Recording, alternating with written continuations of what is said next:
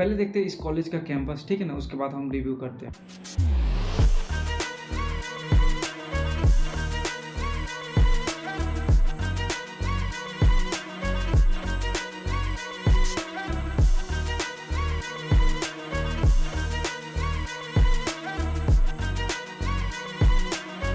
आज बात करने वाले ट्रिपल आईटी इलाहाबाद के बारे में, ठीक है ना। इसके बारे में थोड़ा सा भी नॉलेज नहीं है, तो इस वीडियो देखने के बाद थोड़ा सा नॉलेज हो सकती है और आपको चॉइस करने में अच्छी होगी जो सा काउंसलिंग में, ठीक है ना। चलो फिर स्टार्ट करते हैं। तो हम बात करते हैं ट्रिपल आईटी इलाहाबाद करते हैं। इसका फुल फॉर्म जो होती है Indian institute of information technology होती है। किसी भी कॉलेज या चूज करने से पहले उसका वो जानना बहुत स्थिति जानना बहुत जरूरी हो जाती है। ओवरव्यू जिसको कहा जाता है, एस्टेब्लिश जो होती है 1990 में हुई थी, ठीक है ना।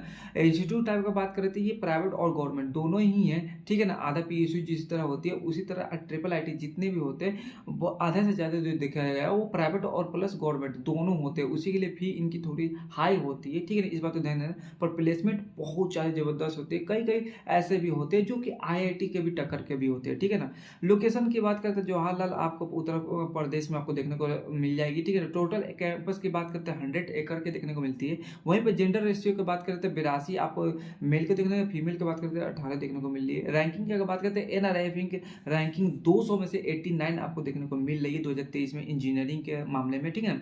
यहाँ पर कोर्स की बात करें तो बीटेक आपको देखने को, एमबीए और एमटेक और आपको टेक्नोलॉजी इंफॉर्मेशन जिसको कहा जाता है आईटी कहा जाता है वो देखने को मिल रही है। पर हम लोग सिर्फ मेनली जो बात करेंगे ना वो बीटेक के बारे में बात करेंगे, बैचलर ऑफ टेक्नोलॉजी के बारे में बात करेंगे, जो कि इसमें अगर देखा जाए ब्रांच के बारे में तो यहाँ पर दो ही ब्रांच आपको देखने को मिल रही है। एक तो है इलेक्ट्रॉनिक एंड कम्युनिकेशन इंजीनियर और इंफॉर्मेशन टेक्नोलॉजी। अगर देखा जाए इंफॉर्मेशन टेक्नोलॉजी तो आपको कंप्यूटर साइंस के जो होती है थोड़ी सी नीचे आती है, पर सिलेबस थोड़ी थोड़ी मिलती जुलती रहती है आपको, ठीक है ना। इस बात ध्यान रखना। यहाँ के अगर फी की बात करें तो 81,000 आपको पर ईयर के देखने को मिल जाती है। अब ये डिपेंड करता है कि आपको कितनी स्कॉलरशिप मिल रही है, ठीक है ना। वो सारी चीज़ें भी देख लेना। ये नहीं कि इतने ये होती है यार, और भी ऊपर नीचे अप डाउन होते रहते हैं। ये सिर्फ इंस्टीट्यूट का मैंने फी लिखा हो, इस बात को ध्यान देना। हॉस्टल ये सारी चीज़ें अलग से लिखना पड़ता है, ठीक है ना। यहाँ पर इंस्टीट्यूट फर्स्ट सेमेस्टर की बात करें तो आपको यहाँ पर फर्स्ट सेमेस्टर में आपको ये एसटी के लिए और जो जनरल है उनके लिए फर्स्ट सेमेस्टर के लिए, यानी हमने कहा था कि ये पूरा आपको देखने को मिलेगी। पर यहाँ पर आप सेमेस्टर में देखोगे पूरा आपको जो 4 साल का वो फी लगेगी 7 लाख के करीब में आपको लगेगी अगर जनरल में हो।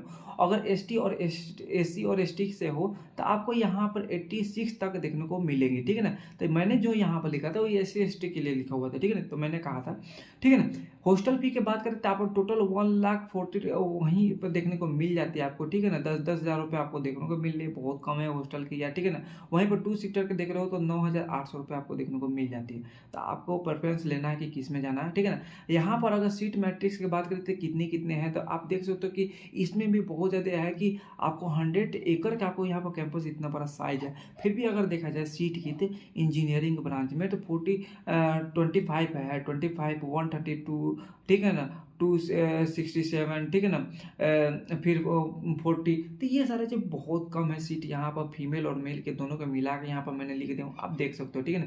एलिजिबिलिटी क्राइटेरिया की बात करते हैं आपको जो 12 में है आपको कभी कभी देख लेना है यार, ये चेंज होते रहती है। 75% क्राइटेरिया मांगी जाती है, कहीं कहीं जो होती है आपको 60% पर ही ट्रिपल आईटी में ले ली जाती है। इस बात को ध्यान रखना। और फिजिक्स केमिस्ट्री मैथ होना और इंग्लिश होना बहुत जरूरी होती है यार, इस बात को ध्यान रखना, ठीक है ना। मोड ऑफ डिस्क्रिप्शन की बात करें तो बेस आपको जो है जेईई मेंस के स्कोर पर मिलेगी और कोई इसमें नहीं अलग से जा सकता। अगर एमटेक ई सब पे जाते हो तो गेट आउट से जाया जाता है, ठीक है ना।